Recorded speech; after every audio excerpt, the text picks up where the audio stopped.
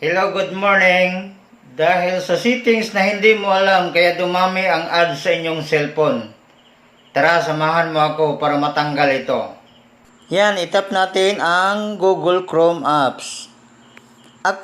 Yan, yung tatlong dot na yan, itap natin ito.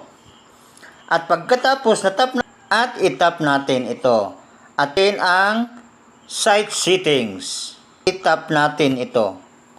At pagkatapos notification, yan. Ito na naka-turn off. At hanapin natin ang pop-up and redirect. Yan. Yan, turn off. Hanapin natin ang intrusive. Yan. Kailangan nyo yung i-turn off. Kailangan yung i-turn off yan. Katulad sa akin, tin-turn off ko na kasi yan automatic. So ngayon, tapos na tayo sa Google Chrome.